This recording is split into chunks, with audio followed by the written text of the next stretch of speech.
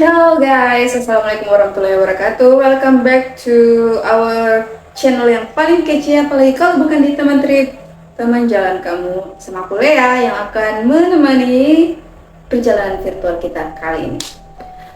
Well, di sesi storytelling ini guys, lagi-lagi kita ada materi request dari teman-teman penonton.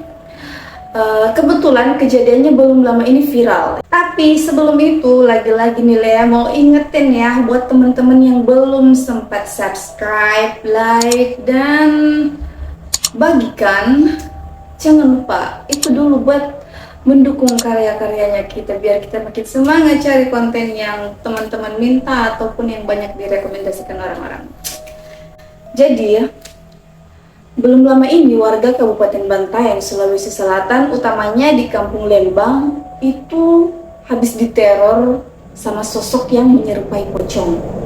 Nah, kejadian ini berawal dari isu yang merebak bahwa ada salah satu warga setempat yang dikuburkan, tapi dengan kondisi tali pocongnya lupa dilepaskan. Nah, pasca kejadian itu guys, hampir setiap malam, tepatnya menjelang maghrib sampai dini hari, sesosok yang menyerupai pocong berwarna putih itu kerap menampakkan dirinya, dan sudah disaksikan lebih dari satu orang di kampung tersebut. Sebelum kita lanjut, kita lihat satu cuplikan video yang beredar di media sosial berikut ini. Check it out. Betul ki pocong kita lihat atau seperti apa? Seperti pocong saja lihat, tidak tahu pocong itu apa. Atau ya, apa? Iya, tidak Kita tahu tidak tahu. apa ya. Hanya putih saja. Berarti lupa, hanya iya. putih kita Iya, melihat iya, saja iya, sepintas iya, begitu. Iya, Pak. Itu pun bukan masuk di rumah tak? Mana masuk di rumah aku. Orang bilang masuk tidak. Berarti isu yang berkembang Ya. bahwa ada pocong. Berarti orang luar Ya. yang mengatakan itu ada pocong. Ya, cuma Bukan memang. fanatik. Ya, cuma lari memang itu. Seperti itu, Pak. Begitu. Seperti apa yang kita katakan, yang kita tahu bahwasanya begitu rupanya pocong. Kita tahu dong. Ya, tidak tahu. Kalau kain putih lompat-lompat itu bisa saja bantal Hanya itu, saja digantung. begitu Iya. kali itu kurang bilang pocong. Ya, itu saja. Kalau pocong kayak di film-film kita Ya, lihat. baik. Ada tak buka Ya, ya, ya, buka ya. ya. Kedua, kita tinggalkan rumah tak bukan karena ini. Tidak, iya itu malang satu. Iya. Ya, tinggalkan. Berarti kita hanya mau pergi di rumahnya anak tak. Iya. Tapi Pak Latif, satu lagi pertanyaanku, setiap malam ki lihat itu penampakan yang seperti pocong atau bagaimana? Biasa aja sini Andre. Andre, si Bang Iji, itu tomnya malam Jumat di? Iya, Pak. Malam Jumat memang malamnya itu hanya keluar ke begitu ke anjing biasa masuk di lompatnya dalam pagar, keluar ke suhu nanti gigi begitu saja ya. Jadi seperti itu konfirmasinya. Ya, itu ya.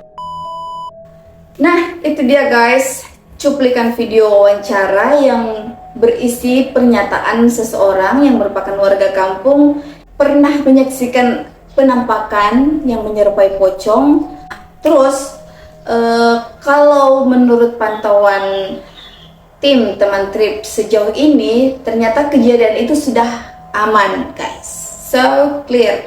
Jadi katanya sejak adanya teror pocong di kampung tersebut, orang-orang ini segera mencari tahu bagaimana cara menangani dan menghubungi pihak-pihak yang memahami apa yang bisa dilakukan untuk mengatasi hal-hal semacam itu. Nah, dari sudut pandang Islam, dari segi agama, melepas tali kafan pada jenazah sebelum ditimbun memang dianjurkan oleh sebagian ulama. Kemudian di sini saya menceritakan satu riwayat, dikatakan bahwa Nabi Muhammad SAW melepaskan ikatan kain kafan dan jenazah Nu'aim bin Mas'ud saat dimasukkan ke dalam kubur. Hal ini sama dengan apa yang diriwayatkan oleh Al-Adsam dari Ibnu Mas'ud yang berkata, apabila kalian memasukkan mayat ke dalam lahat, maka lepaskanlah ikatannya. Jadi, membuka tali pocong itu adalah anjuran dalam agama Islam. Saat tidak dibuka karena suatu alasan yang darurat, juga diperbolehkan. Sedangkan mitos yang mengatakan bahwa tali pocong yang tidak dibuka akan menimbulkan arwah gentayangan adalah tidak benar. Dalam agama Islam, orang yang telah meninggal atau kembali kepada Allah sehingga tidak mungkin bisa meneror orang-orang yang ditinggalkannya di bumi. Satu-satunya kemungkinan adalah adanya jin yang menyerupai orang yang meninggal tersebut. So, disclaimer guys, untuk pembahasan kita selanjutnya fokus di mitos tali pocong yang tidak dilepas itu. Jadi bukan terkait dengan kejadian yang baru-baru ini terjadi di Bantaeng. Oke? Aman ya?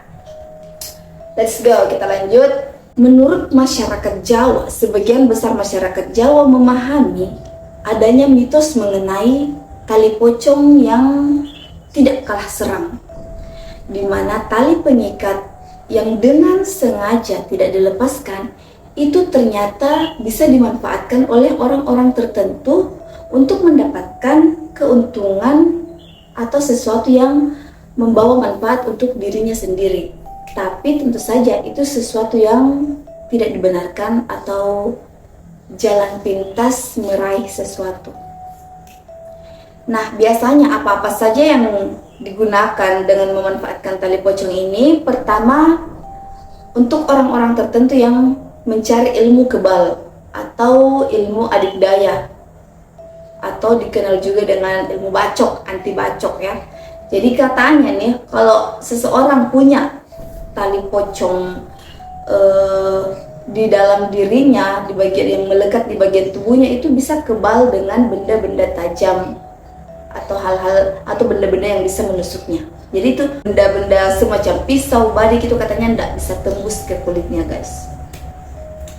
Nah, selanjutnya adalah tali pocong untuk pesugihan, dimana banyak yang percaya bahwa penggunaan tali pocong untuk pesugihan atau sebagai sarana untuk mengumpulkan kekayaan dengan jalan-jalan yang cepat, jalan pintas, yaitu dengan cara memakai tali pocong dari makam yang berusia 40 hari.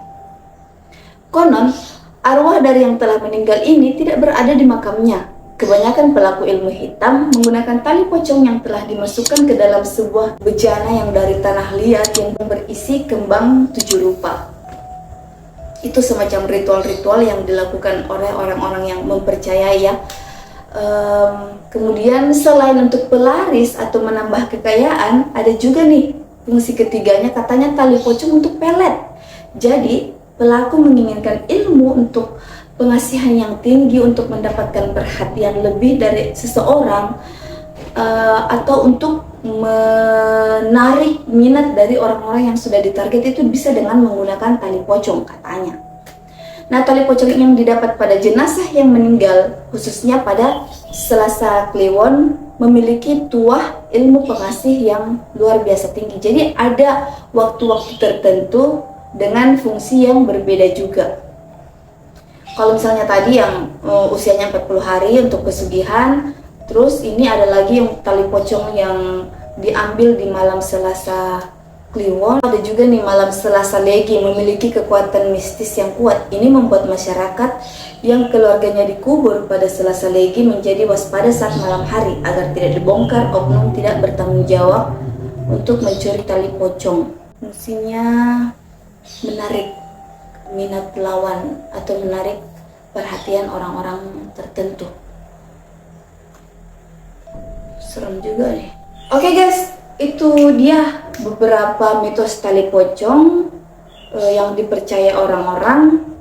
Ini percaya nggak percaya ya, tapi ini adalah mitos ya, mitos yang kebanyakan diamini oleh sebagian besar masyarakat Jawa. Terus adapun sumber dari artikel yang Lea bacakan barusan, yaitu berasal dari artikelnya liputan6.com. So, sekian untuk storytelling kali ini. Sampai ketemu di konten berikutnya. Jangan lupa subscribe, like, dan komen, dan bagikan biar kita semakin rame-rame nontonnya ya. Thank you. Assalamualaikum warahmatullahi wabarakatuh. Teman trip, teman jalan kamu.